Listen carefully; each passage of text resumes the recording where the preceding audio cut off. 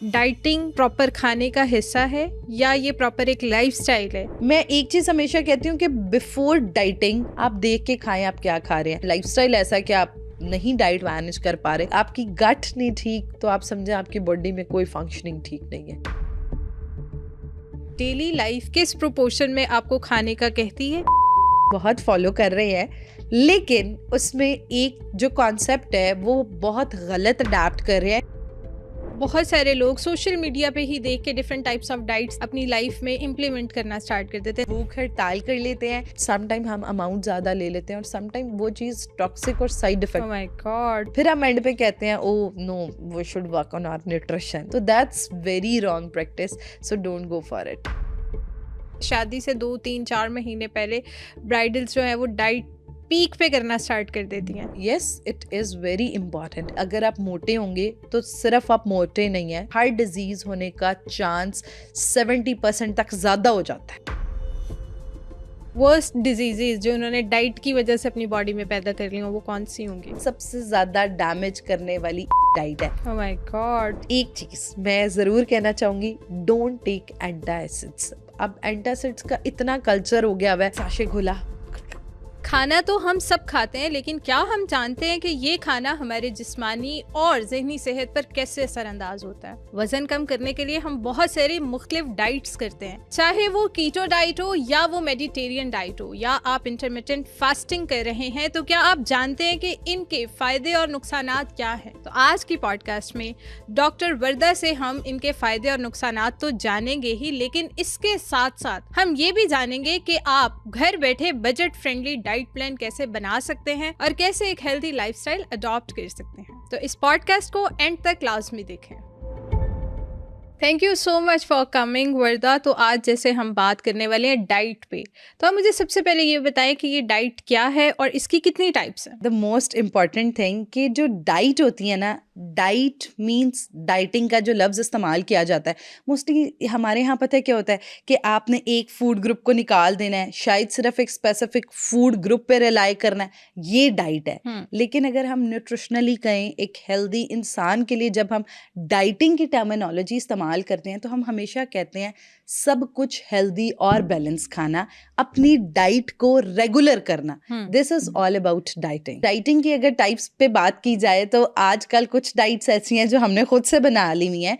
Mostly जो most important diet है वो हमारे पास कीटो डाइट आ जाती है, जोन डाइट आ जाती है, मेडिटेरियन डाइट्स हैं, डिफरेंट कुजीन्स के साथ रिलेटेबल डाइट्स हैं। लेकिन आजकल एक चीज़ जो बहुत ज़्यादा कॉमनली देखी जाती है, फैड डाइट्स। हम बहुत सुनते हैं जी आज सिर्फ आपने अंडे खाने हैं दिन में, ओमैट दिन में सिर्फ एक मील खाना है। तो इस तरह मुख्तलिफ बहुत सारी डाइट्स बना दी गई हुई हैं, लेकिन हर बीमारी के मुताबिक और आपके हेल्दी रहने के लिए बैलेंस डाइट और उसके साथ हर बीमारी के मुताबिक जो डाइट होती है उसे हम कहते हैं थेराप्यूटिक न्यूट्रिशन बेस्ड डाइट। कि जो न्यूट्रिशन आपकी उस बीमारी के मुताबिक, जैसे शुगर पेशेंट है उसके लिए ज़रूरी है वो फाइबर का इस्तेमाल ज़्यादा करे, कार्ब्स का इस्तेमाल कम करे, तो वो ऑब्वियसली ये न्यूट्रिशन थेराप्यूटिक डाइट्स है। लेकिन ऑब्वियसली आगे फर्दर हम देखते हैं बहुत सारी ऐसे डिफरेंट इंटरेस्टिंग डाइट्स भी हैं जिनका कोई फ़ायदा नहीं, लेकिन हम उन्हें किए जा रहे हैं। अच्छा, अब आपने खुद ही बता दिया कि फैट डाइट के बारे में हम बहुत सुन रहे हैं, तो मुझे ये बताएं कि ये फैट डाइट क्या है? फैट डाइट्स की बात की जाए, आज हम सोशल मीडिया स्क्रॉल करते हैं, हर तरफ पता लग रहा है egg diet, one meal diet, उसके अलावा लिक्विड डाइट, वेजिटेरियन डाइट्स। इस तरह की डाइट्स में होता क्या है मोस्टली कि हमारे पास दिन में 5 फूड ग्रुप्स इंपॉर्टेंट है हमारी डाइट के अंदर, जिसके अंदर कार्बोहाइड्रेट्स आ जाते हैं, प्रोटीन्स आ जाते हैं, फैट्स आ जाते हैं, फ्रूट एंड वेजिटेबल्स और डेयरी। लेकिन अब ये जो स्पेसिफिक इस तरह की डाइट्स बना दी गई हुई हैं, अगर मैं बात करती चलूँ एग डाइट की, तो एग डाइट में क्या होता है कि हमने हफ्ते में 7 दिन सिर्फ अंडों का इस्तेमाल करना है। अच्छा। उसके अलावा दूसरे फूड ग्रुप्स का इस्तेमाल नहीं करना। यानी फैट डाइट से मुराद ये कि आपने अपनी डाइट में से कोई 4 फूड ग्रुप निकाल देने हैं और एक फूड ग्रुप को ऐड कर लेना है। Oh okay. तो ये अंडे पूरा दिन में किस तरह, फिर किस प्रोपोर्शन से वो खाते हैं? अच्छा, अंडों का प्रोपोर्शन ये होता है कि सुबह नाश्ते में 2 अंडे आपने योक के साथ खाने हैं, 1 अंडा बगैर योक के। उसके बाद दोपहर में क्या करना है कि आपने एक अंडा और उसके साथ जैसे उसमें मोस्टली लोग एग ऑमलेट और वेजिटेबल्स जो हैं वो ऐड कर लेते हैं। उसके बाद अगर डिनर में बात की जाए तो फिर 3 अंडे, लेकिन दिन में ग्रीन टी, ब्लैक कॉफ़ी। तो अब इस डाइट में जो सबसे डेंजरस चीज़ होती है वो ये होती है कि आप सिर्फ अपनी बॉडी को हाई प्रोटीन दे रहे हैं। हमारी किडनी और लिवर दोनों को सबसे ज़्यादा डैमेज करने वाली एक डाइट है। अब कोई भी डाइट होती है, बीइंग अ डाइटिशियन, जब भी हमसे पूछा जाता है तो हम एक चीज़ मैं ज़रूर कहती हूँ, चाहे आप कोई भी डाइट कर रहे हैं उसमें ये चीज़ ना करें कि 4 फूड ग्रुप्स निकाल दिए आपने, सिर्फ 1 फूड ग्रुप्स। हमारे सर के बाल से लेके पाँव के नाखून तक हर चीज़ को मुख्तलिफ न्यूट्रिएंट्स चाहिए। कहीं बालों को बायोटिन चाहिए, स्किन को कोलेजन चाहिए। तो इसी तरह आप देखें कि आप सिर्फ अपने एक ऑर्गन को नरिश कर रहे हैं और बाकी कोई नरिशमेंट नहीं। तो ये यूं ही होगा कि आपके घर 5 बच्चे हैं लेकिन आप 4 बच्चे जो हैं उनको भूखा रख रहे हैं और 1 बच्चे को फीड कर रहे हैं। तो ऑब्वियसली वो 4 जो हैं वो डेफिशिएंट होंगे, ना सिर्फ डेफिशिएंट होंगे, आहिस्ता-आहिस्ता डीनेचर और ख़त्म होते जाएंगे। तो इसी वजह से ये जो ऐसी आजकल सो कॉल्ड डाइट्स चल रही हैं, तो हम इनको बहुत ही स्ट्रिक्टली मना करते हैं कि इस तरह की डाइट्स नहीं फॉलो की जाएं। अगर करनी है तो इसमें कुछ हेल्दी डाइट ऑप्शंस हैं जो हम ले सकते हैं। बहुत सारे लोग सोशल मीडिया पे ही देख के डिफरेंट टाइप्स ऑफ डाइट्स देखते हैं ना, उन पे प्रॉपर रिसर्च करते हैं और वो अपनी लाइफ में इम्प्लीमेंट करना स्टार्ट कर देते हैं। जैसे आप अभी खुद बता रही हैं कि ये एग डाइट इतनी अच्छी डाइट नहीं है, इससे बहुत सारे नुकसान होते हैं। तो इसके बारे में आप क्या कहेंगे? अच्छा, सोशल मीडिया की जहाँ तक बात की जाए, एग्जैक्टली डाइटिशियंस और सोशल मीडिया ट्रेंड्स, मैं कहती हूँ दे बोथ आर ऑपोजिट। लेकिन अब जैसे आप लोगों ने स्पेसिफिक जो हेल्थ फोरम्स जहाँ पे आप लोग प्रोफेशनल्स को बिठा रहे हैं और प्रोफेशनल्स ही आके बता रहे हैं कि कौन सी डाइट्स और रिसर्च और अपने एक्सपीरियंस और अपनी मेडिकल एजुकेशन के साथ। अच्छा, अब ये जो सोशल मीडिया में हम देखते हैं कि एक सेलिब्रिटी ने एक डाइट फॉलो की है और उसके वेट जो है वो रिड्यूस हो गया उससे 15 केजीज। तो वो सेलिब्रिटी आके बार बार बता रही होती है कि जी मैं सुबह ब्लैक कॉफ़ी पीती थी, मैं दोपहर ब्लैक कॉफ़ी पीती थी, मैं शाम ब्लैक कॉफ़ी पीती थी, दिन में मैं सिर्फ एक पोर्शन फिश का ले लेते, चिकन का। हम लोग समझते हैं कि दैट्स अमेजिंग डाइट, इसका उस बंदे का इससे वेट कम हो गया तो हमारा भी कम हो जाएगा। लेकिन होता क्या है कि अब हो सकता है कि उन्होंने साथ कोई मल्टीविटामिन इनटेक रखा हो और हो सकता है उनको जो हेल्थ इश्यूज आए हैं वो चीज़ें नहीं सोशल मीडिया पे वो बता रहे। बिल्कुल। तो इसलिए प्रॉस और कॉन्स दोनों चीज़ों को देखते हुए, और आप एक चीज़ कभी भी एक दूसरे का डाइट प्लान फॉलो ना करें कि एक इंसान ने वो प्लान फॉलो किया, वो चाहे वेट रिडक्शन का है, वेट गेन का है, किसी हेल्थ डिजीज हो सकता है। जैसे अगर डायबिटिक पेशेंट का डाइट प्लान है तो हो सकता है उसकी शुगर का HbA1c का लेवल और हो, आपका लेवल और हो। तो इस वजह से कंपैरिजन डाइट्स जो हैं उनको बहुत अवॉइड करना चाहिए।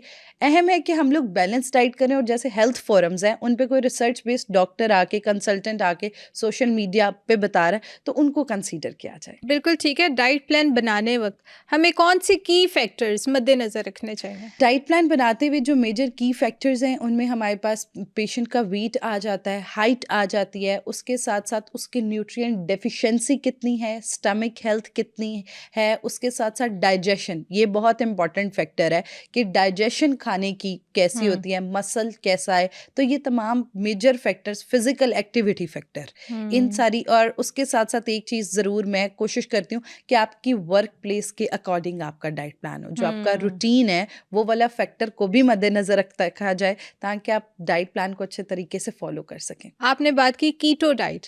कीटो डाइट क्या है? कीटो डाइट भी एक डाइट की टाइप है। अच्छा, कीटो डाइट के लेकिन कुछ जगहों पे बहुत बेनिफिट्स भी हैं। जैसे अगर हम बात करें, अगर एक पेशेंट है उसको अल्जाइमर डिजीज़ है, मुख्तलिफ कुछ डिजीज़ेज़ हैं जिसमें कीटो डाइट का बड़ा मेजर रोल है। अब कीटो डाइट में क्या होता है कि हम स्पेसिफिक जो फैट ग्रुप है, फैट ग्रुप, उसमें देसी घी आ जाता है, उसमें ऑलिव ऑयल आ जाता है, डिफरेंट सीड्स के ऑयल्स आ जाते हैं। हम स्पेसिफिक क्या करते हैं, हेल्दी फैट्स जो हैं उनको अपनी डाइट में 70% तक ऐड करते हैं।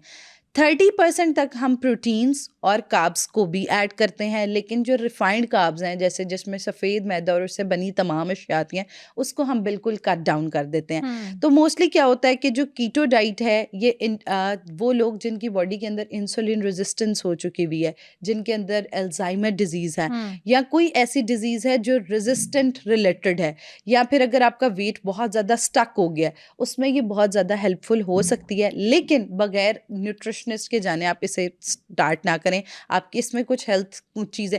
अच्छा, अब कीटो डाइट के बेनिफिट्स भी हैं, लेकिन जो सबसे बड़ा साइड इफ़ेक्ट भी मैं ज़रूर बताना चाहूँगी, कीटो डाइट से वेट लॉस बहुत अच्छा हो जाता है। मोस्टली ठीक है। जब लोग कीटो डाइट करते हैं तो कहते हैं wow, it's amazing, it's magical, फॉरन वेट श्रेड हो गया। लेकिन जब हम कीटो डाइट छोड़ते जाते हैं तो वो वेट फॉरन बाउंस बैक हो जाता है। तो इस वजह से आप और उसके साथ एक मसला जो और आता है वो ये होता है कि हमारी बॉडी में कीटोसिस का प्रोसेस हो रहा है, तो जिसकी वजह से कुछ लोगों में देखा गया है कि उनके गुर्दे इसकी वजह से अफेक्ट हुए हैं। तो यानी हम जो भी डाइट करते हैं वो कहीं ना कहीं हमारी बॉडी को इफेक्ट करती है। एग्जैक्टली, बिल्कुल अफेक्ट करती है। तो इसी वजह से अब मुझे पता है इकरा ऑडियंस ने इसके बाद आपसे यही मैसेज करके कोई तो बताएं, डाइटिशियन कोई तो हाल बताएं कि फिर कौन सी डाइट करनी चाहिए। तो एक ऐसी डाइट मैं आपको बताऊंगी जिसमें हम सारे फूड ग्रुप्स भी लेंगे, लेकिन वो आपका वेट भी श्रेड करेगी और उसके साथ साथ आपकी बॉडी में डेफिशिएंसी नहीं होने देगी। अच्छा, उसके लिए 3 फैक्टर्स आपने अपने दिमाग में रखने हैं। एक, सबसे पहले पोर्शन कंट्रोल और क्लीन ईटिंग। पोर्शन कंट्रोल और क्लीन ईटिंग से मुराद ये नहीं है कि खाना साफ सुथरी प्लेट में और साफ जगह पे बैठ के खाना है। क्लीन ईटिंग से मुराद ये है कि आपने हर वो डाइट जो प्रोसेस्ड है, हर वो डाइट जो सफ़ेद मैदे से बनी है, हर वो डाइट जो केमिकल से बनी हुई है, हर वो डाइट जिसके अंदर आर्टिफिशियली एडिटिव्स ऐड हैं, जिस तरह हमारे पास डिफरेंट फ्रोजन फूड्स आ जाते हैं, या वो फूड्स जिनके अंदर MSG मोनोसोडियम ग्लूटामेट मौजूद है, नूडल्स जो हम सबको बहुत पसंद होते हैं। तो ऐसी डाइट करनी है जो जिसमें ये सारी चीजें ना हो। आप घर का नूडल्स इंस्टेंट के जो स्पैगेटीज वगैरह जो हम खुद बनाते हैं, वो स्पैगेटीज वगैरह में अगर होल व्हीट की ऑप्शन है तो वो आप ले सकते हैं। होल व्हीट की अगर आपके पास स्पैगेटीज में ऑप्शन है तो आप अंदर भरपूर वेजिटेबल्स डाल के, चिकन डाल के, उसमें ऑलिव ऑयल हेल्दी तरीके से अगर उसे बना के ले रहे हैं तो इट्स टोटली हेल्दी। तो उसके साथ क्लीन ईटिंग और घर का साफ ऑर्गेनिक खाना खाएं। उसके साथ आपने कोशिश ये करनी है कि जितनी भी चीज़ें 6 से स्टार्ट होती हैं, जो लोग वेट रिड्यूस करना चाहते हैं, चावल, चीनी, चिकनाई, चने की दाल, इन सारी चीज़ों को थोड़े अरसे के लिए अपनी डाइट से निकाल दें। और उसके साथ जो हमारे पास थर्ड टिप आ जाती है वो ये आ जाती है कि आप जितनी कैलोरीज ले रहे हैं, फॉर एग्जांपल आपने दिन में 2500 कैलोरीज ली हैं, उसमें से एटलीस्ट 1000 कैलोरीज या 800 कैलोरीज को बर्न करें, ताकि जो आपकी एब्जॉर्प्टिव कैलोरीज हैं वो जाके आपका वजन ना बढ़ाएं। उससे आप खा भी रहे हैं लेकिन आप, और फाइबर का ज़्यादा इस्तेमाल आपका वज़न कम करने में बेहद हेल्प। आप देखिए, अगर आप, हमारी बॉडी का इंजन ठीक होगा ना तो खाना बेहतर डाइजेस्ट होगा, बेहतर अब्जॉर्ब होगा, और जो चीज़ें हमारी बॉडी के इस्तेमाल की नहीं वो बेहतर तरीके से एलिमिनेट होंगी। तो इसलिए फ़ाइबर का इस्तेमाल ज़रूर कोशिश कीजिए। खाली पेट जैसे चिया सीड और पानी के अंदर डाल के लिया जा सकता है। उसके अलावा फ़ाइबर हमारे पास चोकर की फॉर्म में भी मौजूद होता है, वो अपनी डाइट में ऐड कर सकते हैं। और one thing which make a big difference, आप अपना जो हमारे यहाँ स्टेपल फूड जो है वो रोटी है। ऑब्वियसली स्टेपल फूड रोटी है, तो इस वजह से जो एशियंस है जब तक रोटी ना खाएं तो पेट नहीं भरता। तो इस वजह से अपनी रोटी को आप लोग करेक्ट कर लें। ये इतना बड़ा, आप वाइट फ्लोर से बनी रोटी खाना छोड़ दें, आपको PCOS का मसला नहीं होएगा, आपको डायबिटीज़ के चांसेस आपकी बॉडी के अंदर कम हो जाएंगे, आपका स्टमक हेल्थ अफेक्ट नहीं होगा। तो इस वजह से होल व्हीट रोटी या फिर एक रोटी जो हम कहते हैं मल्टीग्रेन आटे की रोटी, दिस इज़ अमेजिंग। आपने क्या करना है, 3 से 4 किस्म के आटे होते हैं, जिसमें हमारे पास होल व्हीट आता है, जौ का आटा आता है, बाजरे का आटा आता है, और उसके अंदर थोड़ा सा आप चोकर ऐड कर सकते हैं। तो इन 3-4 आटों को मिक्स कर लें। उससे क्या होगा, प्रोटीन कंटेंट बढ़ जाएगा, फाइबर कंटेंट बढ़ जाएगा, उसके साथ न्यूट्रिएंट्स इंप्रूव हो जाएंगे, जिससे आपकी डाइजेशन बेहतर होगी, वेट लॉस बेहतर होगा, डायबिटीज़ का चांस बहुत कम हो जाएगा। Very nice, very nice. ये तो आपने बड़े मज़े की डाइट बता दी है और जो कि हेल्दी भी होगी। इसी के साथ मुझे आप ये बताइएगा कि मेडिटेरियन डाइट, इसका भी आपने जिक्र किया, तो ये मेडिटेरियन डाइट कौन सी है? मेडिटेरियन डाइट है हमारी देसी डाइट, जिसके अंदर भरपूर सब्जियां हैं, प्रोटीन्स हैं, उसके साथ साथ हमारे पास डिफरेंट असेंशियल फैटी एसिड्स, अंडे हैं। मेडिटेरियन डाइट और में ये चीज़ें आ जाती हैं जो हमारे ख़ास तौर पे एशियंस का कल्चर ऑफ फूड है, जिसके अंदर प्रोटीन का कंटेंट थोड़ा ज़्यादा है, वेजिटेबल्स का कंटेंट भी मौजूद है, प्लांट बेस्ड प्रोटीन मौजूद है, और डेयरी का इस्तेमाल भी है। तो Mediterranean diet is amazing diet. वो एक्चुअली जो बैलेंस डाइट है उसी की अगर हम आपको एडवांस इस न्यूट्रिशनल लैंग्वेज में कहें तो हम मेडिटेरियन डाइट कहते हैं। तो ये डाइट हमारे लिए बहुत ज़रूरी है जिसमें आप दिन में 5 फूड ग्रुप्स का इस्तेमाल कर रहे हैं, लेकिन उन 5 फूड ग्रुप्स में गुड ऑप्शन को कंसीडर कर रहे हैं। जैसे कार्बोहाइड्रेट्स है उसमें आप कॉम्प्लेक्स कार्ब इस्तेमाल कर रहे हैं, जिसमें हमारे पास रोटी आ जाती है, चावल आ जाता है, होल व्हीट से बना पास्ता आ जाता है, जौ आ जाता है, सफ़ेद मैदे से बनी चीज़ें नहीं। और अगर प्रोटीन्स की बात की जाए तो उसमें आपने लीन प्रोटीन का इस्तेमाल करना है, चर्बी वाला गोश्त जैसे इस्तेमाल नहीं करना। उसके साथ साथ वेजिटेबल्स आ जाते हैं, फ्रूट्स आ जाते हैं, डेयरी आ जाती है, और डेयरी में कोशिश करना है कि स्किम मिल्क या लो फैट मिल्क या लो फैट डेयरी उसका इस्तेमाल किया जाए। और इसके क्या नुकसान है? इसके कोई नुकसानात नहीं है, ये वाओ। ज़बरदस्त डाइट है और ये वो एक्चुअली डाइट है जो हमें फॉलो करनी चाहिए। मेडिटेरियन डाइट प्लान जो है it's totally safe and healthy, ये हमें ज़रूर इस्तेमाल करना चाहिए। बिल्कुल ठीक है। तो इसमें खाने की प्रोपोर्शन क्या होनी चाहिए? मतलब हमें सुबह नाश्ता और फिर उसके बाद दोपहर का खाना, शाम का जो हमारा स्नैक टाइम होता है, देन हमारा डिनर होता है, ये 4 खाने तो हमारे मस्ट होते हैं हर बिल्कुल। पाकिस्तानी के। तो इसमें मुझे बताएं कि इसकी प्रोपोर्शन क्या होनी चाहिए पूरे दिन में? अच्छा, प्रोपोर्शन इस तरह होनी चाहिए कि आपने एश्योर करना है कि अच्छा, एक चीज़ जो मुझे लगता है बहुत हेल्दी है मेडिटेरियन डाइट को फॉलो करते हुए, आप दिन में 2 मेजर मील्स लें। मेजर मील से मुराद ये कि उस मेजर मील में कार्ब, प्रोटीन, फैट मौजूद हो, यानी हमारी रोटी शामिल हो जिसके अंदर। जैसे नाश्ता उसमें आप रोटी ले लें, उसके साथ एक ऑमलेट का इस्तेमाल कर लें और देसी घी का 1 चम्मच डाला जा सकता है। अगर आपने लो फैट मिल्क पीना है या चाय का इस्तेमाल करना है वो 45 मिनट के बाद करें। दोपहर में क्या ठीक है। करें, आप हेल्दी सैलड की ऑप्शंस लें। सैलड्स के अंदर आप लोबिया डाल सकते हैं, चने डाल सकते हैं, चिकन डाल सकते हैं और भरपूर सब्जियां जो हैं उससे भरा सैलड का बाउल लें। और रात को अर्ली डिनर की हैबिट को अपनाएं। और अर्ली डिनर हैबिट में आपने एक चीज़ करनी है कि रात को जो अर्ली डिनर लेना है उसके अंदर आप वो वाला कॉम्प्लेक्स कार्ब्स लें जो आप उतनी क्वांटिटी जो आपको डिस्टर्ब ना करे। जैसे अक्सर हमारे यहाँ कल्चर होता है कि जी 2-3 रोटियां, मोस्टली लोग रात को काम से फारिग होते हैं, जिस टाइम लेट फारिग हुए 2-3 रोटियां एक खाना खा के बिल्कुल यूजुअल उधर ही बैठ गए, और वॉक उसके भी बाद नहीं उधर की। ही लेट गए या बैठ गए। अब तो बिल्कुल, बिल्कुल। सर्दियां आ गई हैं तो मोस्टली वो वाला चीज़ स्टार्ट हो जानी है। तो आपने रात को एक तो इंटरमिटेंट फास्टिंग ज़रूर करें और रात को अर्ली डिनर की हैबिट, मगरिब के साथ आप खाना खा लें और डिनर को कोशिश करें उसमें अपना 1 रोटी का पोर्शन रखें और जो आपकी रोटी है उसका साइज़ 6 इंच का होना चाहिए। और उसके साथ आपके घर जो सालन बना है बस कोशिश करें कि सालन को बहुत ज़्यादा भूना ना जाए, उसके साथ साथ उसकी न्यूट्रिशनल वैल्यू का ख्याल रखते हुए आप अंदर हेल्दी ऑयल से में खाना पकाएं।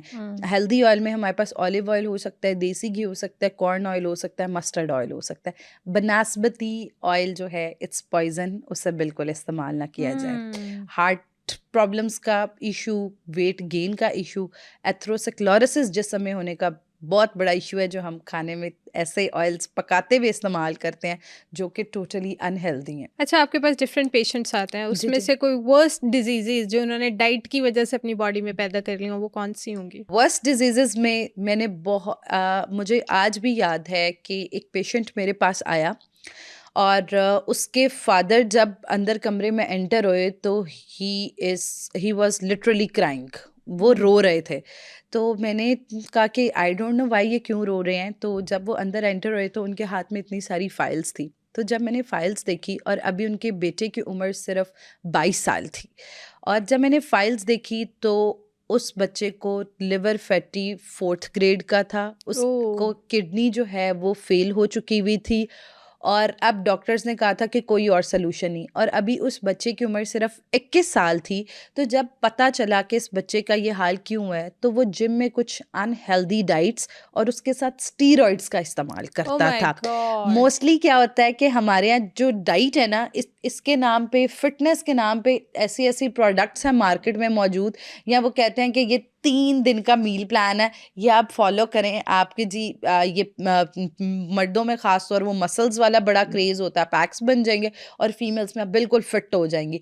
तो एक चीज़ जो सबसे वर्स्ट मैंने आज तक डाइट की वजह से देखी है वो ये है कि जो हम लोग गलत वेट लॉस डाइट्स और उसमें गलत वेट लॉस सप्लीमेंट्स का इस्तेमाल करते हैं बगैर ये जानने कि इस सप्लीमेंट्स के। एक सप्लीमेंट मेरे पास आया, मैंने उस सप्लीमेंट को खोला और फेंका, तो आप यकीन करें उसके अंदर कुछ भी नहीं था सिवाय जो है ये जैसे चोकर फाइबर फूड होता है ना उस तरह, उसके अलावा उसके अंदर कुछ नहीं था।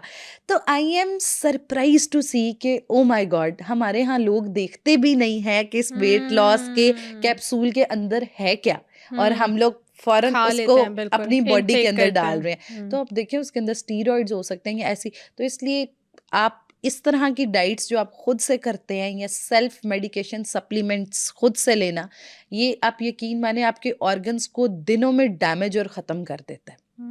और आपका लिवर और किडनी सबसे पहले अफेक्ट होती है, जो सबसे ज़्यादा मोस्ट इम्पॉर्टेंट ऑर्गन्स है हमारी बॉडी में। ओह माय गॉड, तो ये सप्लीमेंट्स और ये चीज़ें तो बहुत कॉमन है, मतलब लेमैन को नहीं पता, वो जिम में जाता है और उसको अगर उसका ट्रेनर कह दे कि नहीं भाई ये प्रोटीन्स आपने लेने हैं, ये सप्लीमेंट्स आप ले लेने हैं, आप तो देखें क्या आप सलमान खान बन जाएंगे जवानी वाला। इकरा तो ये कैसे हो सकता है? एग्जैक्टली यही स्टेटमेंट्स वो बोलते हैं कि जी आप सलमान खान लड़कियों को कह रहे होते हैं आपके ट्रेनर, और आप दिनों में बन एग्जैक्टली, जाएंगी, ये डाइट वाइट कुछ नहीं होता, आप जो है वो बिल्कुल। तो ये वाकया यहाँ सुनाने का मकसद भी यही कि देखें आपके दिनों में ऑर्गन्स डैमेज हो जाते हैं। और एक चीज़ आप देखें कि ये अल्लाह ताला ने हाथ आपको दिया है और इसमें मुंह में डालने का सिस्टम ये अल्लाह ताला ने आपको दिया है, ठीक है? तो at least think what you are eating. मैं एक चीज़ हमेशा कहती हूँ कि बिफोर डाइटिंग या बिफोर फॉलोइंग एनी प्लान या कुछ भी करने से पहले आप इतना थोड़ा सा, हर इंसान के अंदर एक न्यूट्रिशनिस्ट मौजूद होता है, आप अपनी सेंसरी एवेल्यूएशंस को एक्टिव रखें, आप देख के खाएं आप क्या खा रहे हैं। फॉर एग्जांपल ये कॉफ़ी है तो मुझे पता होना चाहिए अच्छा ये कॉफ़ी है, इसके अंदर कौन सा दूध इस्तेमाल हुआ है, तो इतना जो बेसिक नॉलेज इतनी चीज़ें, तो इसलिए देख के और सोच समझ के खाएं। जब हम देख के और सोच समझ के माइंडफुल ईटिंग करेंगे तो हमारी 90% हमारी हेल्थ ऑटोमेटिकली बेहतर हो जाएगी, क्योंकि हमें फ़र्क पता लग जाएगा हमने क्या खाना है और क्या नहीं खाना। बिल्कुल ठीक है वर्दा, अब ये तो सप्लीमेंट्स हमने उनकी बात कर ली जो जिम में हमें ट्रेनर्स लगा देते हैं हमारे, ठीक है। अब मुझे ये बताएं कि डेली लाइफ में हम लोग खुद से भी मल्टी वाइटामिन ऐड कर लेते हैं अपनी डेली लाइफ में, और उसके अलावा हम कैल्शियम की टेबलेट हम खाना स्टार्ट कर देते हैं, तो क्या ये एक हेल्दी चीज़ है? अच्छा, जहाँ तक मल्टीविटामिन और कैल्शियम का ताल्लुक है, अब वो लोग जो हर टाइम लेथार्ज रहते हैं, हर टाइम आपको लगता है कि आप खाना खाने के बावजूद आपके अंदर एनर्जी नहीं रहती, वो ख़वातीन जिनका मेनोपॉज़ल टाइम करीब है, 35 ईयर से ऊपर लोग जिनकी एज फैक्टर की वजह से डेफिशिएंसीज आ रही हैं, तो वो लोग बिल्कुल दिन में एक मल्टीविटामिन इस्तेमाल कर सकते हैं। ठीक है। ठीक है। अब इसमें एक चीज़, जब भी आपने अपने मल्टीविटामिन खरीदना है उसमें एक चीज़ एश्योर करें कि जो डायबिटिक पेशेंट है वो शुगर फ्री विटामिन ले, और उसके साथ साथ जो दूसरी डिजीज़ेस की अगर बात की जाए, अब जैसे ख़वातीन हैं उनको वो मल्टीविटामिन लेना चाहिए जिसमें आयरन और फॉलिक एसिड और ओमेगा 3 ओमेगा 6 ज़्यादा होता है। तो अगर तो आपको खुद नॉलेज है और आपको पता है कि आपके लिए कौन सा एसेंशियल न्यूट्रिएंट रिक्वायर्ड है तो आप खुद लें, वरना न्यूट्रिशनिस्ट से आप प्रेस्क्राइब करा लें। तो इन सारी कंडीशंस में आपको मल्टीविटामिन ज़रूर लेना चाहिए। अच्छा, उसके साथ साथ कैल्शियम का जहाँ तक ताल्लुक है, अच्छा अब कैल्शियम का बड़ा मज़ेदार सीन है। अगर आप रिक्वायर्ड कैल्शियम ले लेते हैं ना तो आपकी हड्डियाँ फ़ौरन स्ट्रॉन्ग हो जाती हैं और आपकी हेल्थ बेहतर हो जाती है। लेकिन अगर आप ज़्यादा कैल्शियम ले लेते हैं तो उससे क्या होता है कि आपकी किडनी में फ़ौरन स्टोन्स बनने लग जाते हैं, कैल्शियम ऑक्सलेट स्टोन। और कैल्शियम का सप्लीमेंट ऐसा है कि जो हर घर में बहुत प्रैक्टिस है खुद से लेने की, कि हम नहीं देखते हमें बच्चे भी ले रहे हैं, बच्चे बहुत भी ले रहे छोटे हैं, बच्चे ले रहे छोटे हैं, आपको बच्चे वो टेबलेट पता होगी पानी में पानी डिप में मिक्स करके, की, तो वो तो एग्जैक्टली सब बच्चे भी ले रहे हैं बच्चे भी आजकल ले रहे के हैं, घर बिल्कुल। में। अच्छा, अब उसका सीन ही होता है कि हम बगैर जाने, अब अगर आपने सुबह भी आप दूध का इस्तेमाल करते हैं, दोपहर को आप दही खाते हैं, रात को फिर आप दूध का इस्तेमाल कर लेते हैं, या दूध से बनी शाह का इस्तेमाल, तो आपका कैल्शियम पूरा हो रहा है, तो आपको उसमें एक्स्ट्रा सप्लीमेंट लेने की। लेकिन अगर आपको पता है आप लैक्टोज इंटॉलरेंट हैं, या आपकी उम्र 40 साल से ऊपर है, या आपकी हड्डियों में से आवाज़ें आती हैं, these are the common alarming things जो हर लेमैन अपने अंदर जानता है, तो बिल्कुल। इन सूरतों में आप कैल्शियम का इस्तेमाल कर सकते हैं। लेकिन 3 माह तक कैल्शियम का इस्तेमाल करें, उसके बाद ब्रेक लें, और उसके बाद टेस्ट करा के कि अगर आपके अंदर अभी भी डेफिशिएंसी है तो आपने लेना है, वरना खुद से कैल्शियम इस तरह नहीं इतना ज़्यादा लेना, वरना आपकी किडनी स्टोन्स और किडनी प्रॉब्लम्स हो जाएंगे। वाओ, और इसी के साथ जिंक की भी टैबलेट अब लेना स्टार्ट हो गई हैं बहुत सारी खवातीन, तो इसका क्या फ़ायदा और नुकसान है? अच्छा, जिंक खवातीन से ज़्यादा मर्द बहुत ज़्यादा लेते हैं। एक जिंक का सप्लीमेंट ऐसा है कि मतलब जो पेशेंट भी आता है ना, वो कहता है मैडम मैं ये वाला सप्लीमेंट ऑलरेडी, तो आप जब हम उनसे पूछते हैं कि आप जिंक क्यों ले रहे हैं, तो दे सेड के मैडम हमें लगता है हम जिंक डेफिशिएंट है। अच्छा, जिंक के जहाँ तक फ़वाइद की बात की जाए, हमारी गट हेल्थ के लिए जिंक बहुत ज़्यादा इम्पॉर्टेंट है। मेल फीमेल फर्टिलिटी हेल्थ के लिए जिंक बहुत ज़्यादा इम्पॉर्टेंट है। हमारे बालों और स्किन के लिए जिंक बहुत ज़्यादा इम्पॉर्टेंट है। अच्छा, जो हम नट्स इस्तेमाल करते हैं, सीड्स इस्तेमाल करते हैं, उनके अंदर नेचुरली जिंक मौजूद होता है। लेकिन अगर आप डाइटरी सोर्सेज ले रहे हैं तो उसके साथ आपको सप्लीमेंटल्स नहीं लेने की ज़रूरत। लेकिन अगर आप डाइटरी सोर्स नहीं ले रहे तो उस सूरत में आप सप्लीमेंट ले सकते हैं। और ज़रूरत से ज़्यादा जिंक का सप्लीमेंट लेना आपके अंदर डिफरेंट प्रॉब्लम्स, ख़ास तौर पे गुर्दे से रिलेटेड बहुत सारी प्रॉब्लम्स कॉज कर सकता है। तो इस वजह से आप पहले थोड़ा सा देखेंगे, अगर आप डेफिशिएंट है तो फिर फॉर श्योर, और कोई हर्ज नहीं, सप्लीमेंट आप इस्तेमाल कर सकते हैं अगर आपकी डाइट से चीज़ें नहीं पूरी हो रही, आपके अंदर मैल अब्जॉर्प्शन है या आपका लाइफस्टाइल ऐसा है कि आप नहीं डाइट मैनेज कर पा रहे। लेकिन जान के लीजिए अपनी असेसमेंट, आप 2 वक्त का खाना ना खाएं लेकिन टेस्ट ज़रूर करा लें। टेस्ट करा के डेफिशिएंसी देख के फिर ज़रूर आप इन चीज़ों की तरफ जा। बिल्कुल ठीक है। बहुत सारे लोग जो कि 30, 35, 40s में जाने वाले हैं, उन्हें कौन सी डाइट लेनी चाहिए, कौन सी डाइट अडॉप्ट करनी चाहिए जिसकी वजह से उनकी एजिंग जो है या तो वो कंट्रोल हो जाए या वो रिवर्स में चली जाए? इकरा, ये तो आपने बड़ा सबका फेवरेट सवाल कर लिया कि एवरीबडी वांट्स कि वो जवान रहे, खूबसूरत नज़र आए। बिल्कुल। अच्छा, अगर आप हमेशा जवान रहना चाहते हैं, खूबसूरत रहना चाहते हैं, एक सबसे इम्पॉर्टेंट चीज़ है अपना वेट मेंटेन रखें। जब हमारा वेट मेंटेन होता है, हमारी स्किन सैगी नहीं होती और ऑब्वियसली आपके ऊपर जल्दी एज नहीं आती। अच्छा, जहाँ तक डाइट की बात है, तो डाइट में ख़ास तौर पे वो लोग जेनेटिक बुढ़ापे की तरफ जा रहे हैं, वो लोग 5 फूड ग्रुप्स अपनी रूटीन में, 5 ऐसे फूड हैं जो अगर वो आप शामिल रखेंगे तो बहुत ज़्यादा। उसमें ख़ास तौर पे सबसे पहले आ जाती है हमारे पास फ़िश, ओमेगा 3, ओमेगा 6 बहुत अच्छा मौजूद होता है। उसके साथ अच्छा, इसका ऑल्टरनेटिव भी बता दें, जो लोग फिश नहीं खाते तो उसके ऑल्टरनेट में क्या वो खा सकते एग हैं? खा सकते हैं, ठीक है। वो लीन प्रोटीन का इस्तेमाल कर सकते हैं। उसके साथ साथ दूध का इस्तेमाल, दूध जो है उसको कंप्लीट न्यूट्रिशन कहा जाता है, तो आप दूध का इस्तेमाल करें। खजूर इज़ अमेजिंग। हम खजूर को इतना इग्नोर करते हैं, हम खजूर को इस्तेमाल करते, लेकिन खजूर जो है उसके अंदर बी कॉम्प्लेक्सेस की बहुत अच्छी तादाद मौजूद होती है। तो ख़ास तौर जब हम बूढ़े हो रहे होते हैं या हमारे पे एज आ रही होती है, तो उसकी वजह से हमारे पट्टे और मस्कुलर हेल्थ सबसे पहले अफेक्ट होती है, तो उसमें हमें बहुत ज़्यादा हेल्प करेगा। और उसके साथ नट्स और सीड्स को ज़रूर शामिल रखें। वो लोग जिन एज बढ़ती जा रही है, उससे ये फ़ायदा होगा, जब आप नट्स और सीड्स इस्तेमाल करते हैं तो उसके अंदर तमाम माइक्रो न्यूट्रिएंट्स मौजूद होते हैं। एक तो वो आपका नर्वस सिस्टम बेहतर करते हैं, आप उसमें मल्टीपल माइक्रो न्यूट्रिएंट्स आ जाते हैं जो आपकी ओवरऑल ऑर्गन्स को बहुत ज़्यादा हेल्प करते हैं। और 5वीं चीज़, मोस्ट इम्पॉर्टेंट चीज़ है कि आपने फ़िज़िकल एक्टिविटी या वॉक का ज़रूर शामिल रखें। आपका स्टैमिना, सांस लेने का प्रोसेस, उसके साथ आपका मस्कुलर सिस्टम, उसके साथ आपका वेट, ये तमाम चीज़ें आपकी फ़िज़िकल एक्टिविटी पे डिपेंड करती हैं। तो अगर हमारे हाँ, एक कल्चर बहुत ज़्यादा होता है, जैसे जैसे बुढ़ापा आ रहा होता है ना, लोग बेड और चारपाई के ज़्यादा करीब बिल्कुल, जाना बिल्कुल। शुरू कर देते हैं। वो कहते हैं अब हम बूढ़े हो गए हैं। अच्छा, मैंने देखे कई बूढ़े लोगों, बिल्कुल they are healthy, but they think that psychologically वो रिचुअल और कल्चर्स में कि जी अब मैं बूढ़ा हो गया हूँ तो अब मैंने शायद बेड रिडन ही होना है। आप अगर अपने आप को हेल्दी रखें, फिट रखें और आप अपनी बॉडी के अंदर मोबिलिटी ना होने दें, तो ये टाइम आप पे कभी भी नहीं आएगा इंशाल्लाह। तो आप इसलिए कोशिश ये करें कि जो लोग बुढ़ापे की तरफ चाहते हैं कि हम जल्दी ना आ जाएं, तो अपनी ज़िंदगी में फ़िज़िकल एक्टिविटी ज़रूर शामिल रखें।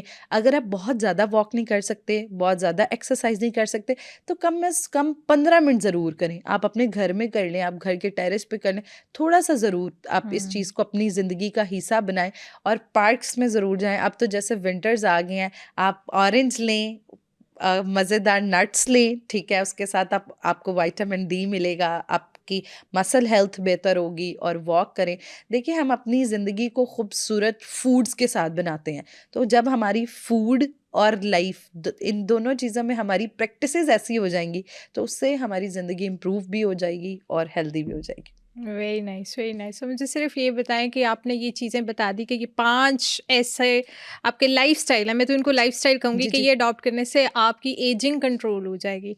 तो महानूर बलोच को तो आप जानती होंगे कितनी बिल्कुल। यंग है, कि सेज फैक्टर में, और वो कितनी यंग है। यस। तो क्या उस तरह का आप फिट रख सकते हैं कि ये चीज़ जेनेटिकली आती है आप में? अच्छा, इसमें 2 फैक्टर्स होते हैं, जेनेटिकली और अर्ली केयर। मैं हम्म। लफ्ज़ इस्तेमाल किया है अर्ली केयर। अच्छा, अब होता क्या है, जैसे इस तरह के एग्जांपल्स हमारे पास मौजूद हैं, तो देखिए, दे आर रोल मॉडल, कि हम्म। अगर वो रख सकते हैं तो आप भी रख सकते हैं। लेकिन वो लोग करते क्या हैं कि अब उनको पता है कि ये अब हमारी एज जो है वो 30 के बाद आ जानी है, तो वो 25 में वो हैबिट्स अपनाना शुरू कर देते हैं, ताकि वो 30s भी हमारे डिले होते जाएं। हम्म। तो ऑब्वियसली हम बिल्कुल अगर हेल्दी डाइट को फॉलो करें, हेल्दी प्रैक्टिसेस को फॉलो करें, और एक चीज़ बहुत ज़्यादा इम्पॉर्टेंट है, जो डाइट और फिजिकल एक्टिविटी से हट के है, लेकिन हमारे अंदर बहुत major role, stress management. Stress management is a big thing. अगर आप साइकोलॉजिकली हेल्दी हैं, मेंटल आप पीस में रहते हैं, तो उससे आपकी बॉडी के अंदर वो हार्मोन्स, जैसे कि कॉर्टिसोल हार्मोन है, वो नहीं बढ़ता। एंटीऑक्सीडेंट्स का इस्तेमाल करते हैं तो आपकी बॉडी के अंदर ऑक्सीडेटिव स्ट्रेस नहीं बढ़ता, जिससे आपकी बॉडी के अंदर ऑर्गेनिक बीमारियां होने के भी कम चांस हो जाते हैं। तो इस वजह say that is very important कि हम अपनी स्ट्रेस मैनेजमेंट जो है उसको एश्योर करें, और स्ट्रेस को अपने ऊपर इस तरह हावी ना करें कि वो एक बीमारी की शक्ल इख्तियार करे। इसके अलावा मुझे ये बताएं कि आपने बात की इंटरमिटेंट फास्टिंग की, जी जी। इसका प्रॉपर वे समझा दें हमारी ऑडियंस को कि इंटरमिटेंट फास्टिंग किस प्रोपोर्शन में आपको खाने का कहती है, और इस टाइम पे आप खाएं और इस टाइम पे आप मत खाएं। अच्छा, इंटरमिटेंट फास्टिंग की हमारे पास 3 तरह की विंडोज़ आती हैं। एक हमारे पास 10 आवर की विंडो कुछ लोग करते हैं, कुछ लोग 12 घंटे की विंडो करते हैं, और कुछ लोग 16 घंटे की विंडो करते हैं। अब करना ये होता है, आपने 24 घंटे में, जो लोग 12 घंटे की विंडो करते हैं, तो 12 घंटे आपने खाना है और 12 घंटे आपने फास्टिंग करनी है। इसी तरह जो 16-20 वो वाला प्रोपोर्शन है, तो उसमें क्या होता है, 16 घंटे आपने फास्टिंग करनी है और बाकी घंटे आप खा सकते हैं। एक चीज़ मैं ज़रूर क्लियर करना चाहूँगी, हम लोग इंटरमिटेंट फास्टिंग बहुत फॉलो कर रहे हैं, लेकिन उसमें एक जो कॉन्सेप्ट है वो बहुत गलत अडैप्ट कर रहे हैं, कि जितने घंटे हमने खाना है उसमें हम कुछ भी खा सकते हैं। उसमें चाहे हम जंक खाएं, उसमें हम कार्बोनेटेड ड्रिंक्स पिएं, उसमें हम फास्ट फूड का इस्तेमाल करें। देखिए, नहीं, अगर आप इंटरमिटेंट फास्टिंग कर रहे हैं वेट रिडक्शन के लिए, या अपनी प्री डायबिटीज़ को रिवर्स करने के लिए, या वो बच्चियां जो पीसीओएस के लिए इंटरमिटेंट फास्टिंग, उसके साथ साथ जितने घंटे की विंडो में आपने खाना है वो आपने हेल्दी खाना है। उसमें भी अहम है कि आप प्रोसेस्ड फूड को अवॉइड करें, वाइट फ्लोर को अवॉइड करें, वाइट शुगर्स को अवॉइड करें, एक्सेसिव सॉल्ट को अवॉइड करें, तब इंटरमिटेंट फास्टिंग हमारे लिए इफ़ेक्टिव होगी। वरना वो ऐसे ही होगा कि फास्टिंग खोली है, जैसे एक मेरी पेशेंट थोड़े दिन पहले मेरे पास आई, तो कहती हैं कि मैं ना फास्टिंग खुलने का वेट कर रही होती हूँ ताकि मैं हलवा पूरी खा सकूँ। तो देखिए, आप अगर फास्टिंग इतनी एफर्ट कर रहे हैं, तो मैं यही कहती हूँ कि आप जितना अरसा एफर्ट करें उसको प्रोडक्टिव एफर्ट बनाएं। उसके साथ वो चीज़ें ना करें कि वो आपकी एफर्ट भी ज़ाया हो जाए। तो आपने फास्टिंग करनी है तो आप, और बाकी intermittent fasting is highly effective, लेकिन अगर उसे आप, जैसे मैंने आपको ठीक तरीके से बताया कि जिस विंडो में आपने खाना है उसमें हेल्दी चीज़ें ने, और प्रॉपर वो अपनी फास्टिंग वाली विंडो को फॉलो करें, तो it really affect a lot. Healthy diet में आप क्या सजेस्ट करती हैं खाने के लिए? अच्छा, हेल्दी डाइट में मैं ये सजेस्ट करती हूँ कि आप रात को लेट नाइट स्नैकिंग ना करें, उसके साथ साथ वाइट फ्लोर गुड्स इस्तेमाल ना करें। सफ़ेद मैदा, उससे बनी तमाम अशिया में सिर्फ सफ़ेद फ्लावर से बने डिज़र्ट्स नहीं आ जाते, सफ़ेद ब्रेड भी आ जाती है, सफ़ेद आटे से बनी रोटी भी आ जाती है। उसके साथ जो है वो हमारे पास हेल्दी ईटिंग में जितने भी ग्रीन लिफी वेजिटेबल्स हैं उनका इस्तेमाल ज़्यादा किया जाए, और जैसे ये पालक वगैरह, पालक और वगैरह, मेथी है, धनिया है, पुदीना है, इसके अंदर बहुत अच्छी अमाउंट बी कॉम्प्लेक्सेस की मौजूद होती है। फलों का इस्तेमाल ज़्यादा किया जाए, और उसके साथ एक चीज़ जो बहुत ज़रूरी है कि हेल्दी ईटिंग में आप पोर्शन का ख्याल रखें। एक वक्त जैसे एक सुन्नत है तिब्बे नबवी में इस चीज़ का बड़ा जिक्र गया है कि अगर हम 3 चीज़ें ये फॉलो कर लेते हैं ना, तो आज मेडिकल साइंस भी इसको अप्रूव कर रही है कि आप बिल्कुल हेल्दी रहते हैं। एक, भूख रख के खाएं। दूसरा, अपने मैदे का चौथा हिस्सा खाली छोड़ें। और उसके बाद जो तीसरी चीज़ हमारे पास है वो आ जाती है कि खाने से पहले पानी पिएं। जब हम खाने से पहले पानी पीते हैं तो मेडिकली भी ये चीज़ होता है, एक तो आपकी डिटॉक्सिफाइंग इम्प्रूव हो जाए, और हम पेट भर के नहीं खाते, वो फिर आपका पेट फुल फिलिंग वाली चीज़ जल्दी आ जाती है। तो ये 3 प्रैक्टिसेस हैं, इनको अगर हम अपनी डेली रूटीन में अपना लेते हैं, और खाना खा के फ़ौरन बैठे नहीं रहें। खाना खाने के बाद एटलीस्ट आप 5 से 10 मिनट स्लाइटली वॉक करें। उसमें एक्सरसाइज नहीं रिकमेंडेड है, लेकिन स्लाइटली वॉक या 40 कदम ज़रूर चला जाए ताकि खाना प्रॉपर डाइजेस्ट हो जाए।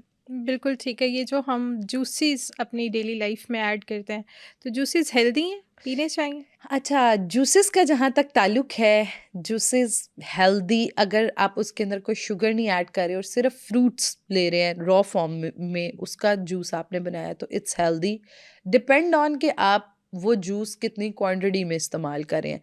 लेकिन अगर मैं कंपैरिजन करूं फ्रूट का और फ्रूट जूस का, तो उसमें फ्रूट ज़्यादा बेहतर है। फ्रूट इसलिए ज़्यादा बेहतर है क्योंकि उसके अंदर फाइबर भी मौजूद होता है, क्वांटिटी का ख्याल रख होता है, और उसके अलावा जो न्यूट्रिएंट्स हैं वो बिल्कुल अफेक्ट नहीं होते हैं। और जहाँ तक जूस की बात है, जूस में क्या होता है, एक तो आपने 1 ग्लास ऑरेंज जूस पीना है तो उसमें कम से कम 4 से 5 ऑरेंजेस जाएंगे, फाइबर एक्सट्रैक्ट हो जाएगा।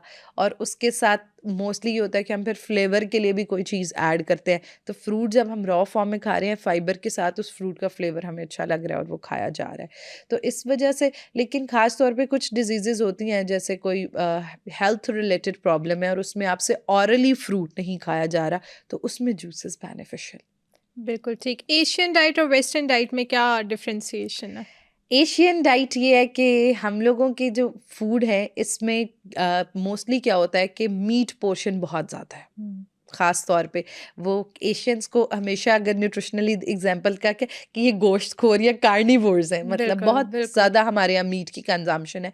लेकिन अगर वेस्टर्न्स में डाइट की बात की जाए तो उसमें ये होता है कि वो लोग प्लांट बेस्ड प्रोटीन को बहुत ज़्यादा एम्फेसाइज करते हैं, प्लांट बेस्ड वेजिटेबल्स। उधर अगर आप जूसेस या ये भी चीज़ें देखेंगे वो भी वेजिटेबल्स की होंगी, स्मूदीज, और वो लोग वेजिटेबल्स और फ्रूट्स को सही हक में जो है वो यूटिलाइज करते हैं।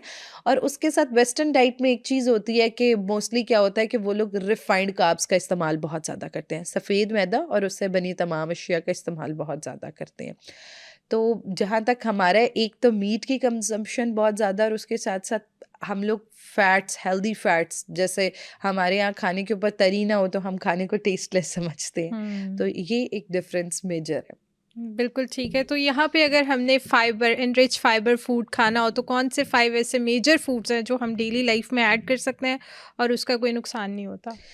ओके जी, उसमें सबसे पहले हमारे पास फ्रूट्स आ जाते हैं, और फ्रूट को हमेशा पील के साथ इस्तेमाल किए। नट्स जो है वो हमारे पास बहुत अच्छा सुपर फूड है। उसके साथ साथ chia seeds are amazing super food. अगर आप अपनी डाइट में ऐड करेंगे you will see the difference in your gut and in your weight. उसके साथ अगर फोर्थ में बात की करूँ हमारे पास सुपर फूड की, तो वो हमारे पास जो ख़ास तौर पे फ्लेक्स सीड्स है, ये भी एक सुपर फूड है। और फिफ्थ, मोरिंगा, इट्स अमेजिंग। इसके भी बहुत ज़्यादा हेल्थ बेनिफिट्स हैं, ख़ास तौर पे एक आम रेगुलर इंसान के लिए भी और डिजीज़ में भी। और डायबिटिक पेशेंट और बीपी पेशेंट वो ये सब फूड खा सकते हैं? Yes. Low carb and high protein diet में क्या डिफरेंशिएशन है? अच्छा, लो कार्ब और हाई प्रोटीन जो ख़ास तौर पे हम वेट लॉस के लिए डाइट स्ट्रेटजी इस्तेमाल करते हैं वो यही होती है, लो कार्ब और उसमें हाई हाई प्रो प्रोटीन। अच्छा, अब होता क्या है कि लो कार्ब में ये होता है कि हम लोगों ने कार्ब्स का कंटेंट, रोटी चावल, इसको बहुत ज़्यादा कम कर देना है, और प्रोटीन यानी गोश्त अंडा दालें, इसका कंटेंट बहुत ज़्यादा कर देना है। अच्छा, उससे वेट तो बिल्कुल रिड्यूस होता है, लेकिन हेल्दी कार्ब्स भी हमारे लिए इम्पॉर्टेंट है, कॉम्प्लेक्स कार्ब्स। और इसी वजह से न्यूट्रिशनली गाइडलाइंस जो हम देते हैं एक हेल्दी इंसान के लिए, उसमें सबसे ज़्यादा जो पोर्शन है वो हेल्दी कार्ब्स का है। कॉम्प्लेक्स कार्ब्स क्योंकि ऑब्वियसली अगर glucose carbs is meant to be energy, अगर कार्ब्स होंगी तो हमारे अंदर एनर्जी होगी। तो इसी वजह से क्या होता है जब हम हाई प्रोटीन पे आते हैं और कार्ब्स कट डाउन कर देते हैं तो मोस्टली लोग ऐसे कहते हैं कि बॉडी के अंदर जान नहीं, बॉडी बहुत ज़्यादा फेंट हो रही है और एनर्जी बहुत ज़्यादा अफेक्ट हो रही है। तो हाँ, अगर आप वेट लॉस के लिए कर रहे हैं तो उसमें कॉम्प्लेक्स कार्ब्स ज़रूर शामिल रखें, 30% तक की चाहे शामिल रखें, शामिल ज़रूर रखें। बिल्कुल अगर हम निकाल देंगे या होता है 10% आपने कार्ब्स कर दी, 90% प्रोटीन कर दी, तो वो भी डिफरेंट डेफिशिएंसीज और हेल्थ इश्यूज कॉज कर सकता है। अच्छा, इसमें मुझे ये बताएं कि अब डिफरेंट इंजेक्शंस ऐसे बन गए हैं कि जिसकी वजह से आपको फ़ौरन से वेट गेन आपका होना स्टार्ट हो जाता है, तो इसका क्या रोल है? वेट गेन होना स्टार्ट हो वेट सॉरी वेट लूज होना लॉस। स्टार्ट, अच्छा, वेट लॉस। हमारे पास बिल्कुल ऐसे बहुत सारे एडवांस स्टैटिक ट्रीटमेंट्स आ गए हैं जिस जो वेट लॉस के लिए, उसमें खासतौर ओजेम्पिक बहुत ज़्यादा इस्तेमाल हो रहा है, फैट डिजॉल्विंग ड्रिप्स हैं, लाइम बॉटल्स हैं। तो इस तरह ये वाली जो चीज़ है ये हम इस्तेमाल करते हैं वो लोग जो बेराटिक सर्जरीज की तरफ जा रहे हैं या जिन जो बहुत ओवर एज के साथ साथ ओवर वेट है और उनका वो ओवर वेट अपनी हेल्थ के पे बहुत ज़्यादा अफेक्ट डाल रहा है, तो उनमें ये इंजेक्शंस और इस तरह की चीज़ें ज़रूर हेल्पफुल हैं। कुछ डिजीज़ेज़ हैं उनमें भी, जैसे फैटी लिवर है, वो वाले पेशेंट्स भी अपना फैटी लिवर रिवर्स करने के लिए करें। लेकिन एक जो है वो कम्युनिटी ऐसी है कि जिनका 10 किलो वज़न बढ़ा है तो वो चाह रहे हैं कि हम लोग, उनके लिए इट्स नॉट हेल्दी। देखें, अगर आप नेचुरल वे में अपना वेट शेड कर सकते हैं तो don't go for these treatments. अच्छा, अब ये ट्रीटमेंट उन डिजीज़ पेशेंट्स के लिए हेल्पफुल इस तरह हो जाता है क्योंकि उनका वो वेट उनके लिए बहुत ज़्यादा नुकसानदेह है और वो फ़ौरन जिस्म से निकालना है और उनके अंदर टेंडेंसी या कुव्वत मुदाफ़ियत नहीं है कि यहाँ डिफरेंट हेल्थ इशू है जिसकी वजह से वो वेट नहीं श्रेड कर सकते। लेकिन जब आप नेचुरली वेट श्रेड कर सकते हैं तो नेचुरली करें, लेकिन अगर प्रॉब्लम्स हैं या इस तरह की कंडीशंस हैं तो उनमें ज़रूर हो सकता है। विंटर्स चल रहे हैं तो उसमें बहुत सारे लोगों की, अब शादियों का सीज़न आपको पता है, तो शादी से कुछ स्पेशली ये फॉर ब्राइडल पूछ रही हूँ कि शादी से 2 3 4 महीने पहले ब्राइडल्स जो है वो डाइट पीक पे करना स्टार्ट कर देती हैं। वो कहती हैं नहीं भाई, हमने शादी तक तो बिल्कुल स्किनी और बिल्कुल टीन एज वाली लड़की बनना है।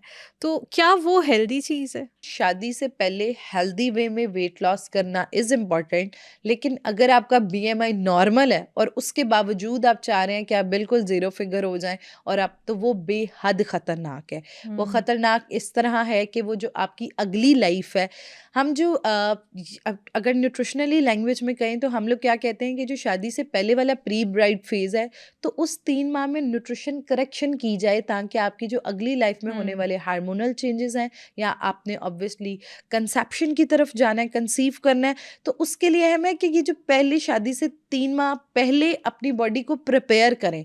लेकिन हम लोग क्या करते हैं, इसे ऑपोजिट करते हैं। हम लोग खाना पीना खाना पीना छोड़ देते बिल्कुल, हैं, हम भूख हड़ताल कर लेते हैं बिल्कुल, कि बिल्कुल। हम बिल्कुल नहीं खाएंगे, तो जिससे क्या होता है न्यूट्रिएंट डेफिशिएंसी बहुत ज़्यादा हो जा गई हुई है। तो इसी वजह से आज ये जो हमारी प्रैक्टिसेस हैं, इन्हीं प्रैक्टिसेस की वजह से हर 8 में से जो 3 लड़कियां वो इनफर्टिलिटी और हार्मोनल इम्बैलेंस का शिकार होती हैं शादी के फ़ौरन बाद। तो इस वजह से आप जो प्री वेडिंग है उसमें बहुत इम्पॉर्टेंट है कि अपने न्यूट्रिएंट्स का ख़ास ख्याल रखें। एक जूस मैं बताती हूँ जो ब्राइड्स के लिए बहुत ज़्यादा इफ़ेक्टिव है, ABCG। A for apple, B for beetroot, C for carrot. ABC juice ऐसा है कि इसके अंदर आयरन का कंटेंट बहुत अच्छा है, विटामिन C का कंटेंट बहुत अच्छा है, तो जिससे क्या होता है कि आपकी बॉडी के जो है अंदर आयरन का लेवल पूरा हो जाएगा और उसके साथ स्किन बहुत बेहतर हो जाएगी। और उसके साथ कोई चीज़ आपने छोड़नी नहीं है, हेल्दी फूड सारे, पोषण कंट्रोल करें, एक्सरसाइज करें और उसके साथ वो चीज़ें जो उस टाइम पे अनहेल्दी हैं उन्हें अपनी डाइट से निकाल दें। जैसे white salt, excessive white salt है, एक्सेसिव वाइट शुगर्स है, वाइट फ्लोर गुड्स हैं, प्रोसेस्ड फूड्स हैं, वो चीज़ें जिनके अंदर मोनोसोडियम ग्लूटामेट मौजूद है, कार्बोनेटेड ड्रिंक्स हैं, एनर्जी ड्रिंक्स हैं, किसी भी किस्म का स्टेरॉइडल इंटेक है। ये तमाम चीज़ें आपने शादी से पहले अपनी लाइफ से वैसे भी आपको निकाल देनी चाहिए, लेकिन शादी से पहले इट इज़ वेरी इंपॉर्टेंट। और जो लोग ओवर वेट हैं वो कोशिश करें हेल्दी वे में अपने नॉर्मल वेट में आए, और वो बच्चियाँ जो अंडर वेट हैं वो अपने वेट को मेंटेन करके अपने हेल्दी वेट गेन करें और हेल्दी वेट पे आएँ। और ख़ास तौर पे अपनी बॉडी को न्यूट्रिएंट बूस्ट इस टाइम पे ज़रूर दें। न्यूट्रिएंट बूस्ट आपको हेल्दी डाइट और अगर इन केस आपके अंदर कोई स्वेयर डेफिशिएंसी है तो वो पूरा करके मिले। तो शादी के बाद जो है वो डाइट में चेंज लाना इम्पोर्टेंट होता है? Yes, it is very important. Obviously देखिए आप ख़ास तौर पे वो कपल्स जिन्होंने कंसीव करना है, चाहे वो फीमेल है चाहे वो मेल है, हमारे यहाँ कहा जाता है कि फीमेल्स जो हैं वो अपनी डाइट को एम्फेसाइज करें, लेकिन उतना ही मेल्स के लिए भी इम्पॉर्टेंट है अपनी डाइट पे एट दैट टाइम एम्फेसाइज करना।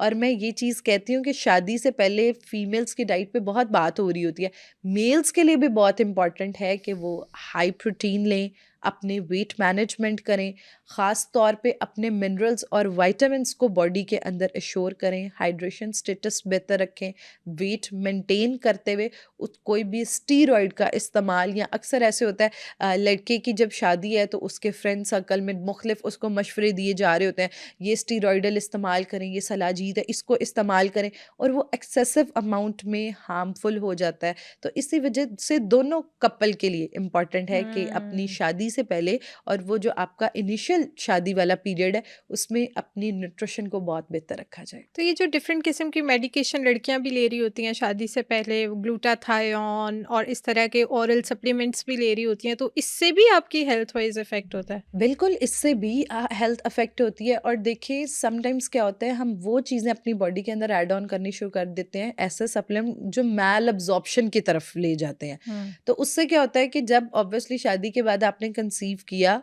तो एक तो आपके अंदर न्यूट्रिएंट डेफिशिएंसी, या और आपने अपनी बॉडी को वो चीज़ें भी दे दी जो आपके लिए तब हेल्पफुल नहीं थी। तो अगर आपने ग्लूटाथियन इस्तेमाल करना है, मैं आई टोटली एग्री, खूबसूरत लगना चाहिए आपको अपनी शादी पे, और आप तब अपने, चाहे आपका कलर टोन है चाहे आपकी स्किन हेल्थ है, उस पर ज़रूर काम करें, वेरी इंपॉर्टेंट, लेकिन by the recommendation of any consultant. खुद से नहीं करें कि इतने आयु वाला ग्लूटाथियन इतने दिनों में आपको फेयर कर देगा।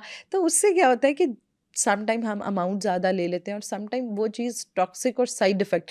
और एक चीज़ है, आप खूबसूरत हैं, ये स्टेटमेंट हर बच्ची को मैं बताती हूँ कि देखिए आपका बस हेल्दी क्लियर स्किन होना इज़ बिल्कुल। इम्पॉर्टेंट, ये इम्पॉर्टेंट, और उसका नरिश होना इम्पॉर्टेंट है। इट्स नॉट कि बिल्कुल। आप अपने अंदर वो वाली चीज़ें आप। और एक कोटेशन जो हम हमेशा सुनते हैं वो ये होती है कि what you eat is reflect on your skin. तो जब तक अपने अंदर आप कुछ हेल्दी नहीं डाल रहे और आप ऊपर चीज़ें अप्लाई कर रहे हैं, या आप इस तरह की टैबलेट्स ले रहे हैं जो जिनको क्लेम किया जाता है परमानेंट ग्लो कर देते हैं। और एक चीज़ मैं क्लियर कर दूं कि ग्लूटाथियन से बिल्कुल भी ऐसा नहीं होता कि आप परमानेंट फेयर हो जाते बिल्कुल हैं। ऐसा, उससे बिल्कुल सिर्फ ऐसा। आपकी जो डिसपिगमेंटेशन है वो बेहतर हो जाती है, हेल्दी सेल्स स्किन में हो जाते हैं। उसके अलावा तो इस उससे बेहतर है कि आप अपनी पिगमेंटेशन को हेल्दी डाइट जो है वो लेके ठीक कर लें। चलें, अब आप फिर मुझे ये भी बता दें कि पिगमेंटेशन के लिए बेस्ट डाइट कौन सी है कि जिसकी वजह से बॉयज़ हों या गर्ल्स हों उनकी स्किन ग्लो करे? 3 चीज़ें, वेल हाइड्रेट योर स्किन, उसके साथ साथ विटामिन सी और विटामिन ई। विटामिन ई हमारी स्किन में जो मेलानिन की एक्स्ट्रा प्रोडक्शन हुई होती है उसको श्रेड करके आपके नॉर्मल टोन पे आपको लेके आता है।